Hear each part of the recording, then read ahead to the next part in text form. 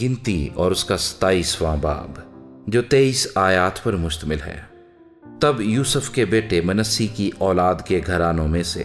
صلافہاد بن حفر بن جلاد بن مکیر بن منسی کی بیٹیاں جن کے نام محلہ اور نوحہ اور حجلہ اور ملکہ اور ترزہ ہیں، پاس آ کر خیمہ اجتماع کے دروازے پر موسیٰ اور الیعزر کاہن اور امیروں اور سب جماعت کے سامنے کھڑی ہوئیں اور کہنے لگیں کہ ہمارا باپ بیابان میں مرا، پر وہ ان لوگوں میں شامل نہ تھا جنہوں نے کورہ کے فریق سے مل کر خداوند کے خلاف سر اٹھایا تھا، بلکہ وہ اپنے گناہ میں مرا اور اس کے کوئی بیٹا نہ تھا، سو بیٹا نہ ہونے کے سبب سے ہمارے باپ کا نام اس کے گھرانے سے کیوں مٹنے پائے، اس لیے ہم کو بھی ہمارے باپ کے بھائیوں کے ساتھ حصہ دو۔ موسیٰ ان کے معاملے کو خداوند کے حضور لے گیا۔ خداوند نے موسیٰ سے کہا، صلافہاد کی بیٹیاں ٹھیک کہتی ہیں، تو ان کو ان کے باپ کے بھائیوں کے ساتھ ضرور ہی میراث کا حصہ دینا، یعنی ان کو باپ کی میراث ملے، اور بنی اسرائیل سے کہہ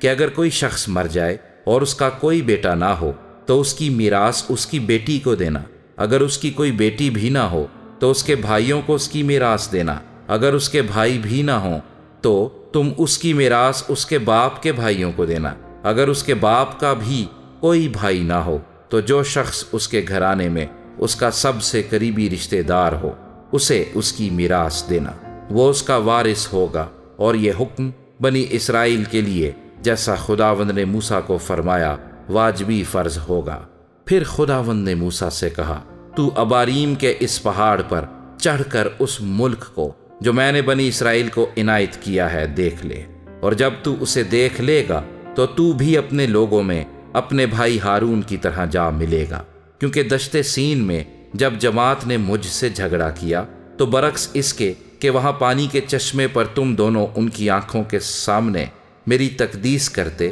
تم نے میرے حکم سے سرکشی کی۔ یہ وہی مریبہ کا چشمہ ہے جو دشت سین کے قاصد میں ہے۔ موسیٰ نے خداوند سے کہا کہ خداوند سارے بشر کی روحوں کا خدا کسی آدمی کو اس جماعت پر مقرر کرے جس کی آمد و رفت ان کے روبرو ہو، اور وہ ان کو باہر لے جانے اور اندر لے آنے میں ان کا راہبر ہو، تاکہ خداوند کی جماعت ان بھیڑوں کی مانند نہ رہے جن کا کوئی چرواہا نہیں۔ خداوند نے موسیٰ سے کہا، تو نون کے بیٹے یشوع کو لے کر اس پر اپنا ہاتھ رکھ، کیونکہ اس شخص میں روح ہے، اور اسے الیعزر کاہن اور ساری جماعت کے آگے کھڑا کر کے ان کی آنکھوں کے سامنے اسے وصیت کر، اور اپنے روب داب سے اسے بہرہ ور کر دے، تاکہ بنی اسرائیل کی ساری جماعت اس کی فرما برداری کرے۔